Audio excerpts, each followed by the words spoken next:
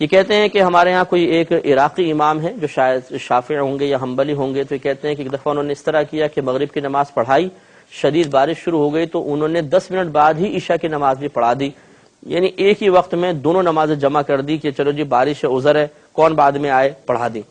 تو کیا یہ صحیح ہے؟ دیکھیے مسئلہ یہ ہے کہ اگر آپ کا تعلق فقہ حنفی سے ہے تو اس طرح کی صورت میں حنفی کی نماز ہرگز نہیں ہوگی۔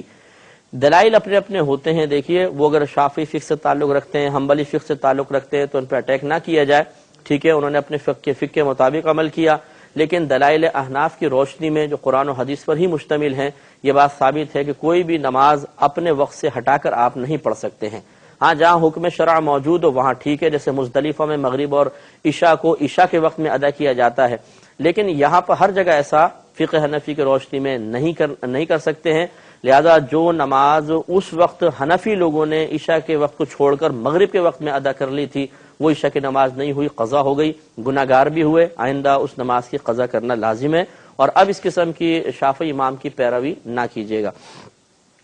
ایک بہن نے فرمایا کہ بھائی نہیں فرمایا تھا کہ کیا لائن کٹ گئی تھی لیکن میں سمجھ گیا کویسچن کہ کیا ایسا ہو سکتا ہے کہ ہم کسی مسئلے میں فقہ کے ایک امام کی پیروی کر لیں، کسی دوسرے مسئلے میں دوسرے امام کی پیروی کر لیں، جیسے مثلا تجارت کے مسئلے میں امام اعظم کی پیروی کر لی، نماز کے مسئلے میں امام شافعی رحمۃ اللہ علیہ کی پیروی کر لی، کیا یہ صحیح ہے؟ دیکھیے مسئلہ یہ ہے کہ یہ درست نہیں ہے۔ اس کو ایک چھوٹی سی بات میں سمجھانے کی کوشش کرتا ہوں کہ یاد رکھیے کہ یہ جو شرعی احکام کا ہمیں مکلف بنایا گیا ہے، اللہ تبارک و تعالیٰ کا اس کے پیچھے کیا ارادہ کار فرما ہے؟ تو احناف یہ کہتے ہیں کہ دراصل اللہ تعالیٰ اپنے بندوں کو آزمائش اور امتحان میں مبتلا فرمانا چاہتا تھا، اس کا ارادہ رکھتا تھا، لہذا اس نے ہمیں شرعی احکام کا مکلف بنایا کہ ان کو کرو۔ معلوم ہوا کہ جو بھی چیز ہم پہ فرض ہے، واجب ہے، جن کا کرنا یا ان سے بچنا لازم کیا گیا ہے، اس میں اصل چیز ہے ابتلا، یعنی امتحان میں مبتلا کرنا، اور امتحان میں انسان اپنے نفسانی خواہشات پر عمل نہیں کر سکتا ہے، نفس کی مخالفت کے ساتھ ہی امتحان دیا جاتا ہے۔ لہذا اس لیے فقہائے اسلام نے یہ متفقہ فیصلہ کیا کہ یہ ضروری ہے کہ انسان کسی ایک امام کی پیروی کرے، کیونکہ ایک امام کی پیروی کریں گے تو ابتلا اور آزمائش والا معنی آئے گا کہ کوئی مسئلہ میری مرضی کے موافق ہے، کوئی نہیں ہے، امتحان ہے۔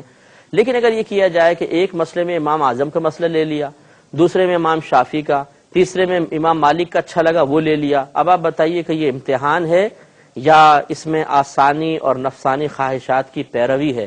تو آپ یہی جواب دیں گے کہ اب اس میں امتحان تو نظر نہیں آ رہا، اب تو نفسانی خواہشات کی پیروی، نفس کے لیے سکون، اطمینان، رعایتوں کے پہلو نکل آئے ہیں۔ تو پھر معلوم یہ ہوا کہ جو اصل مزاج شریعت تھا کہ شرعی احکام کا مکلف بنا کر ایک امتحان اور ابتلا میں مبتلا کرنا، وہ تو فوت ہو گیا۔ لہٰذا ان تمام امور پر غور و تفکر کرنے کے بعد اور دیگر دلائل کثیرہ کی روشنی میں یہ فیصلہ کیا گیا کہ تقلید شخصی واجب ہے، کسی ایک امام کی ہی پیروی کریں گے، ایسا نہیں کر سکتے ہیں کہ دوسرے امام کی بھی پیروی کریں، ان امام کی بھی پیروی کریں۔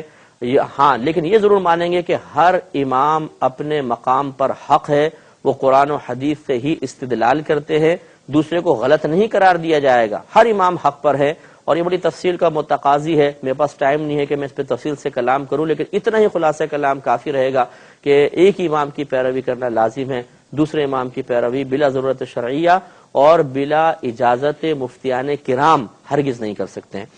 یہ بہن نے فرمایا کہ کیا ایسا ہوتا ہے کہ جب یہ ایام ختم ہوتے ہیں تو 2 رکعت